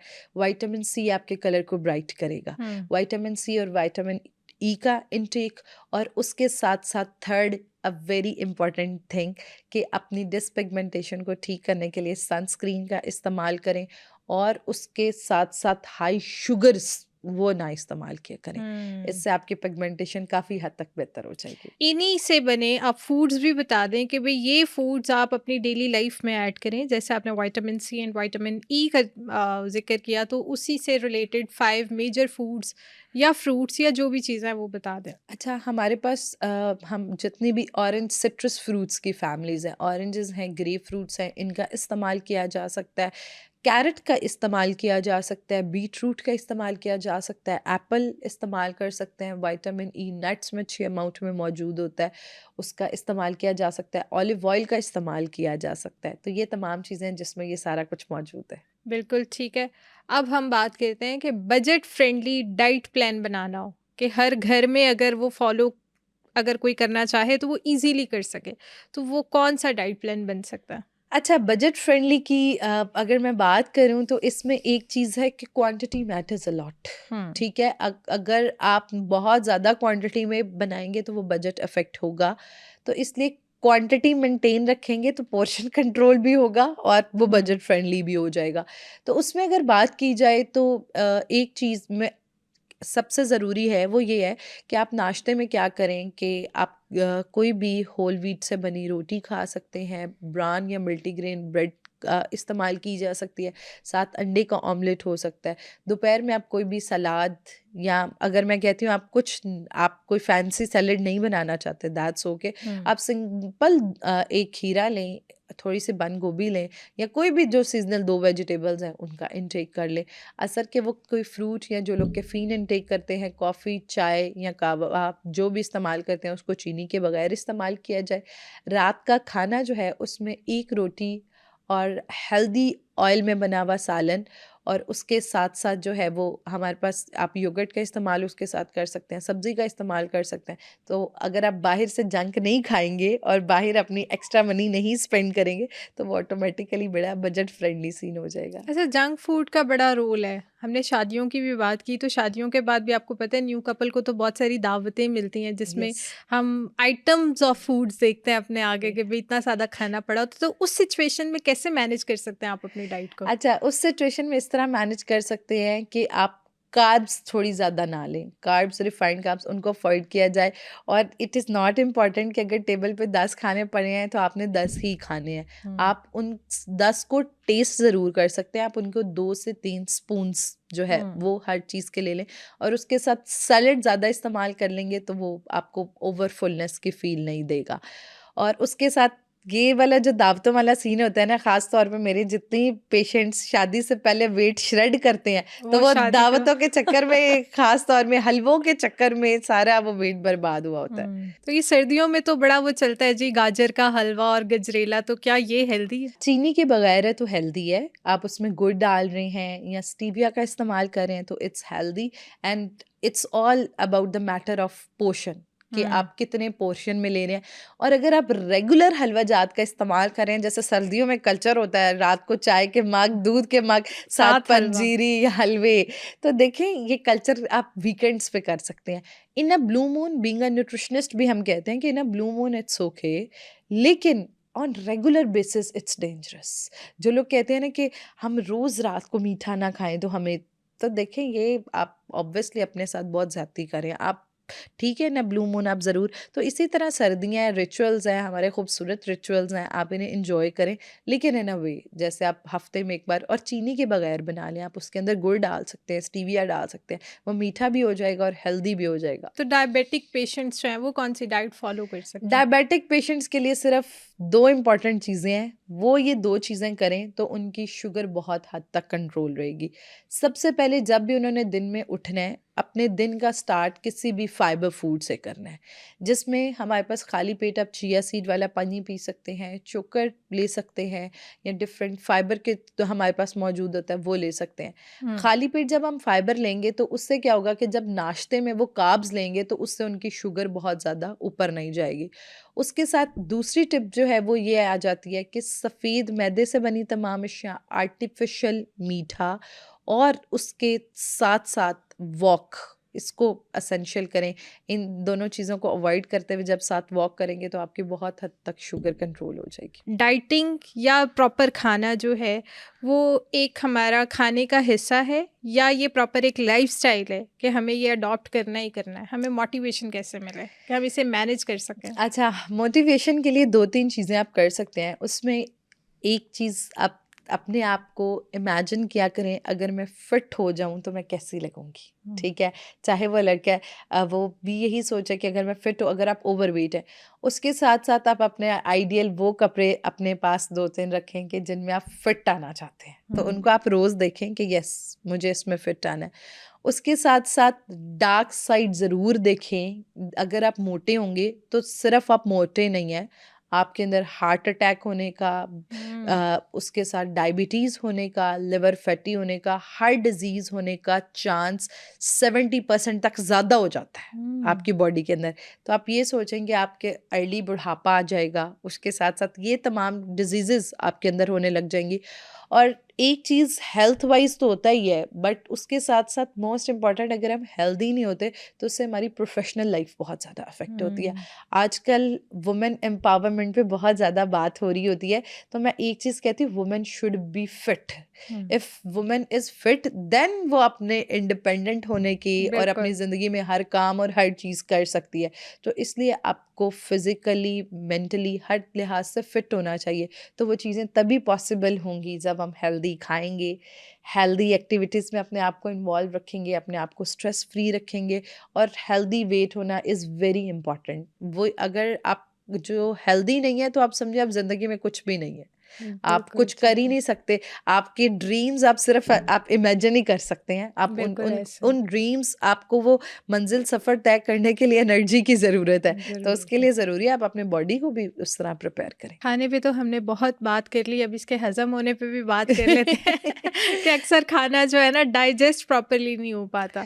तो इसकी क्या रीज़न बनती है? खाना जब हमें प्रॉपरली डाइजेस्ट नहीं हो रहा होता, ये फाइबर की कमी की वजह से होता है। जब हमारी बॉडी सिर्फ रिफाइंड कार्ब्स दे रही है, उसके अंदर फाइबर नहीं मौजूद होता, तो एक तो ये एक बहुत बड़ा कॉज होता है। उसके साथ साथ हमारी बॉडी जो है, उसमें बॉडी को 80% अल्कलाइन होना चाहिए, 20% एसिडिक होना चाहिए। हुँ। लेकिन ऑपोजिट होता है, 80% बॉडी एसिडिक हो रही होती है, 20% एल्कलाइन।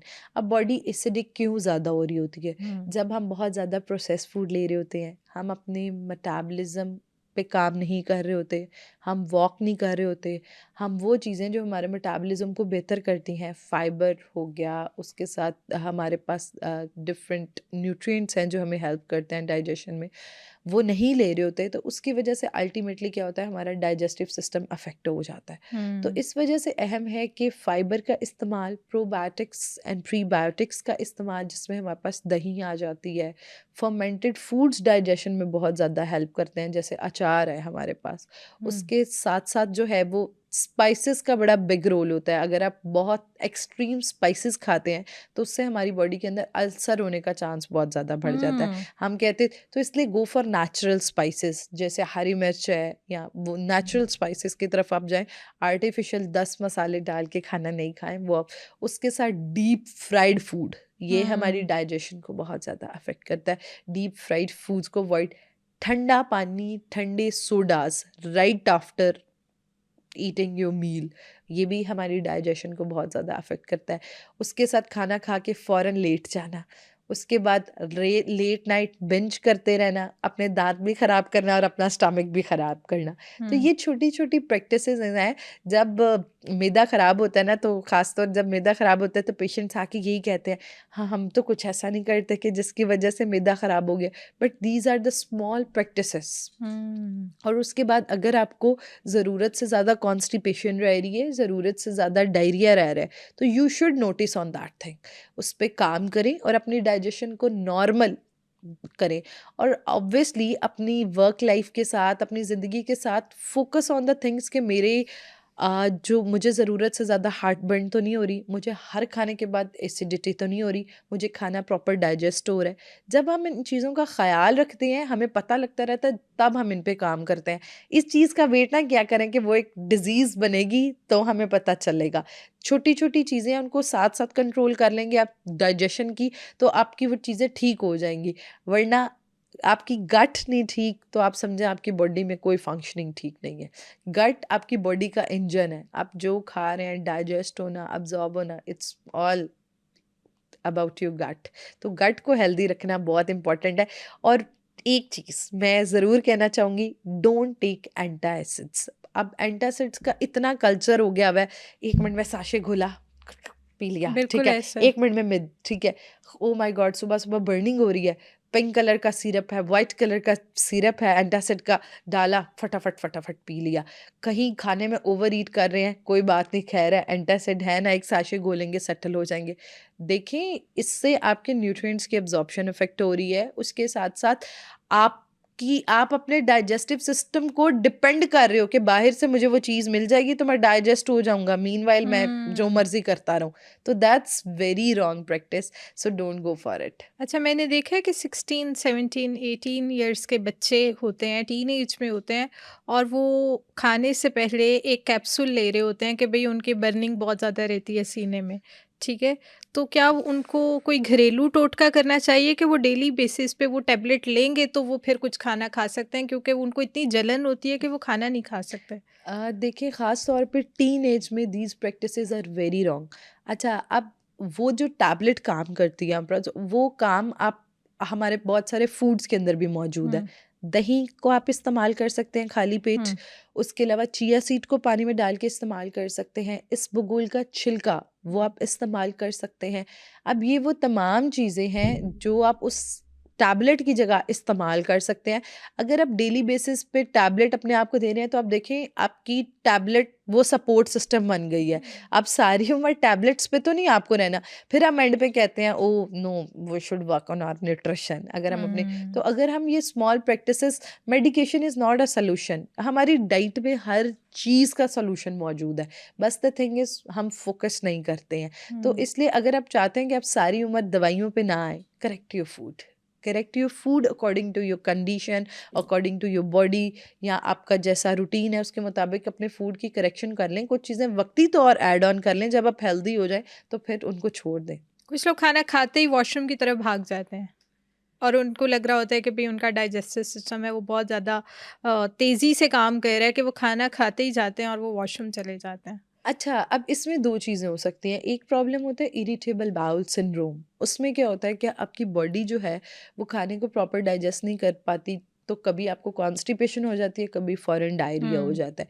दूसरा ये होता है कि वो लोग जिनको बॉडी के अंदर कोई इन्फ्लेमेटरी फैक्टर मौजूद है, या आप खाना बिल्कुल गलत खा रहे हैं। अच्छा, इसमें फ़ौरन अगर आपको वॉशरूम जाना पड़ा है तो लोग इसमें समझते हैं हमारा मेटाबॉलिज्म बहुत एक्टिव है कि हमें तो देखें खाना फ़ौरन डाइजेस्ट हो जाता है। देखिए, it's may be malabsorption, it's may be steatorrhoea. ये एक ऐसी न्यूट्रिशनल प्रॉब्लम्स हैं जो एग्जिस्ट करती हैं। तो इस वजह से अगर आपको प्रोलॉन्ग्ड लेवल पे ये चीज़ हो रही है, एक तो अपने आप खाने के अंदर जैसे ख़ास तौर पे चपाती कार्ब्स का ऐड करें, वो जल्दी हाई प्रोटीन्स का ऐड करें ताकि ये आपकी चीज़ बेहतर हो जाएगी।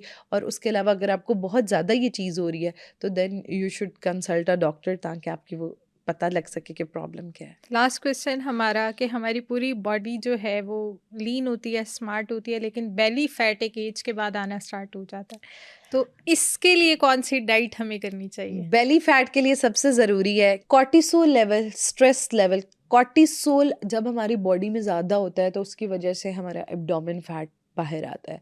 तो इस वजह से एक तो अपनी स्ट्रेस मैनेजमेंट करें। वाइट फ्लोर इनटेक जब हम बहुत ज़्यादा करते हैं, वाइट शुगर इनटेक बहुत ज़्यादा करते हैं, कार्बोनेटेड ड्रिंक्स और स्मोकिंग बहुत ज़्यादा करते हैं, ओवर ईट करते हैं, तो ये तमाम वजूहात हैं जो एब्डोमेन फैट बढ़ने की वजूहात होती हैं।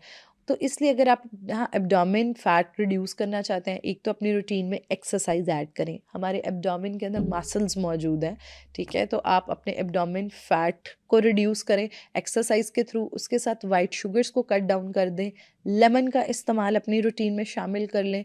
और उसके साथ साथ एक चीज़ है जो बहुत ज़्यादा इफ़ेक्टिव है कि आप अपने खाने को प्रॉपर डाइजेस्ट कराएं। खाने से पहले पानी पिएं, उसके बाद देखें कि अगर आपको खाना प्रॉपरली डाइजेस्ट नहीं हो रहा तो उसमें अगर कॉन्स्टिपेशन रह रही है, उसमें भी बहुत ज़्यादा एब्डोमेन फैट का इशू आता है, तो उसको करेक्ट करें। हाई फाइबर, हाई पानी का इस्तेमाल, तो ये तमाम चीज़ें करके आप अपना एब्डोमेन फैट रिड्यूस कर सकते हैं। आई होप कि इस पॉडकास्ट से आपको काफ़ी जानकारी मिली होगी डिफरेंट डाइट पैटर्न्स के हवाले से। तो इस तरह के मज़ीद किसी भी टॉपिक पर आप अपने सवालात पूछना चाहते हैं तो हमें कमेंट सेक्शन में ज़रूर बताएं। मैं बहुत ही मेहनत और रिसर्च के बाद मोतबर डॉक्टर्स के साथ आपके लिए हेल्थ पर कंटेंट बनाती हूँ। अगर आपको मेरा कंटेंट वैल्यूएबल लगता है तो अभी सुनो डिजिटल को सब्सक्राइब करें।